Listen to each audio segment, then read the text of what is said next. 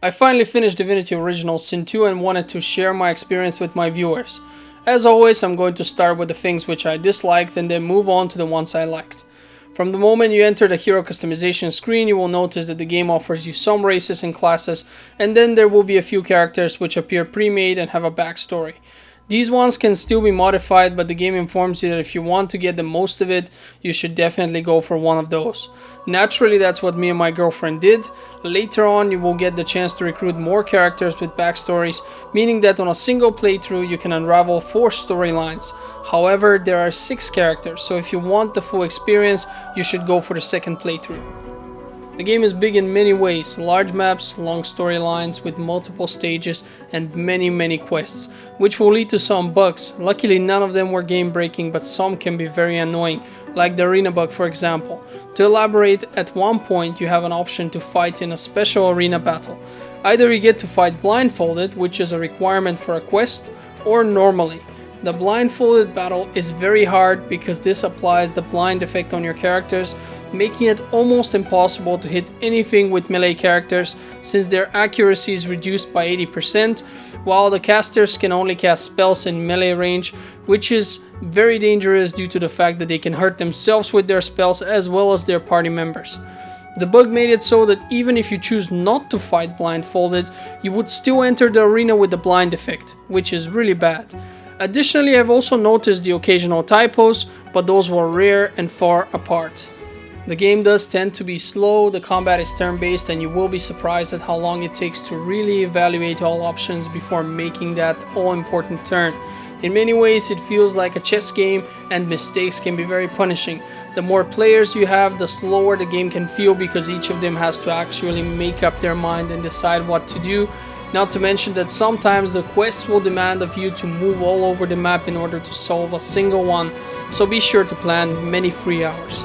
While the game does allow you to place custom markers on the map, it would have been great if it at least placed some basic ones, such as entrances and instances, automatically. Some can be quite confusing and large, and I'm talking about the instances here, and it would really help to know where exactly it was that you entered from. I did mention that there's a friendly fire system in the game. What will surprise you here is that this system is not consistent. Some attacks don't harm allies, although they are area of effect attacks, while others do. This often does not make much sense. For example, fighter classes can use a spinning attack with a large two-handed weapon, which hits everything in a 360-degree area around them, but does not damage allies. This is just one of many such examples. You just have to try and see without thinking too much about the logic of it all. As with every good RPG, you will talk to many characters and get speech checks. These will be bound to a specific stat such as strength or intelligence. However, you will also notice that there's a persuasion stat, and that one is not explained at all. What I have found out is that the game takes both that stat and the stat indicator in the conversation in order to actually determine if you will pass the speech check or not. This can be very confusing to a new player. This is just one example of the many ways in which the game is sometimes a bit too old school. There are so many items in the game with unclear explanations, and if you really want to use most of them, get ready to ask your friend Google for help in finding out what they do. People are still finding out what some of these do and how to use them. You can have conversations between the different characters in your group and even with the ones controlled by the other player. Characters can be romanced as well, and in some cases must be romanced in order for them to actually support you during the later stages of the game. Unfortunately, me and my girlfriend each controlled one main and one secondary character. She controlled all the females and I controlled the males. We figured that romance would be a thing in the game. What we did not expect was that the characters refused to romance each other if not controlled by the same player, which means that our only options for romance were homosexual ones, since she controlled the females and I controlled the males. Since we did not want this, it caused some problems by the end of the game when our teammates started getting offended when we refused their romantic advances. This was very annoying and disappointing. Another thing that I was missing was the possibility to enable auto-scrolling during conversations. As it is right now, you have to click next after every sentence. It would have been nice for me to be able to enable some kind of auto-scrolling and only have to click when I'm actually making a choice of some kind. Inventory management can also be a hassle since the game does not want to inform you clearly about the items you loot.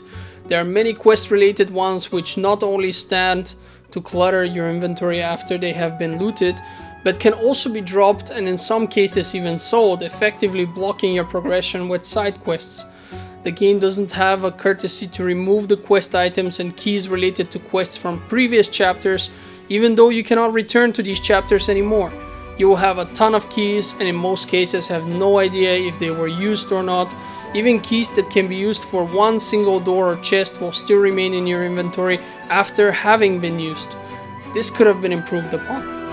The last negative thing which I would like to address is that cooldowns in this game are measured in turns, since the combat is turn-based. This would be fine if they would have not persisted after combat. I'm not sure how many seconds a single turn lasts in real time when not in combat, but it is significantly longer than 1 second. You see your skill and you see a number on it, but it takes forever for it to finally count down. This is especially annoying for skills which can have super long cooldowns, such as the tornado skill with 10 turns. It probably takes a minute for it to be done. This seems unnecessary. Cooldowns outside of combat should not be a thing in such a game.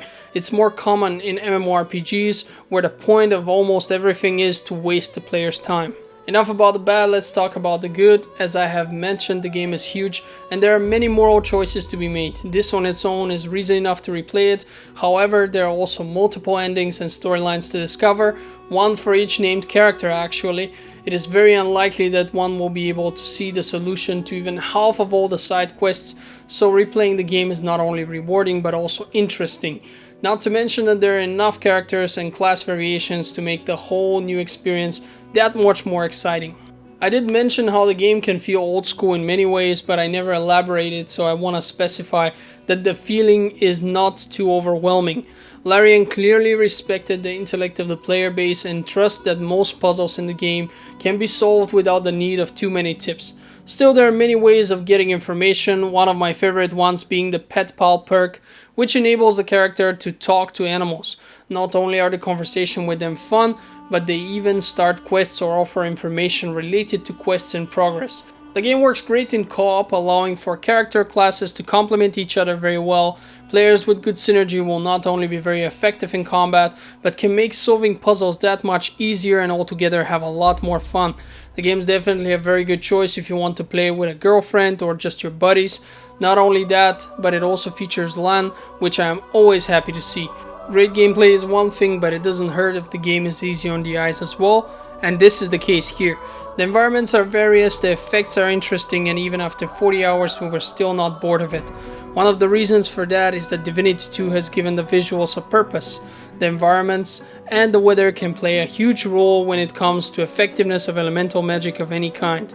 Since the game does not restrict you when it comes to your character development, you can create some crazy hybrid classes. The only limitation here is your imagination, and sticking to that no limits dogma is the fact that you can do whatever you want. The game will punish you for bad behavior, but it will not prevent it. You can kill whoever you like, steal objects, etc. I actually ended up killing an important side quest character early on and later realized that this had made a side quest impossible to finish, but I did not regret it because that's the kind of character I was playing as. When it comes to the game's story, I was honestly not blown away, but it was okay. The game tries to create a few plot twists and a grand journey, but it somehow never really feels as important and world-changing as one would imagine at first. The sheer fact that the whole story is told by a character whom you meet fairly early once and then never again speaks for itself. There are many such cases where some characters will be made to look important and appear multiple times but simply be so bland that you will not even be sure who they are and why our protagonists are even acting like they remember them, when you, the player, obviously don't remember them. Still, this is one of those cases where great gameplay heals the mediocre story, and speaking of that great gameplay, the game gives you a lot of tools which will enable you to solve a plethora of problems on your way. Teleportation magic and the teleportation pyramids will make you feel like you are exploiting the game, cheesing your way through some of the puzzles, but at this point I'm pretty sure that this is all intended and just another way of showing that the developers respect the player's intellect and even celebrate it by giving you tools so powerful when used properly that it really does feel unfair.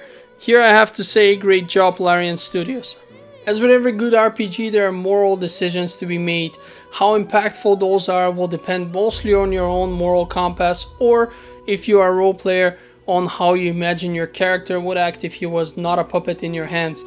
In conclusion, I have to say that I have enjoyed Divinity 2 more than the first one, and much more than I have actually expected it to be the case.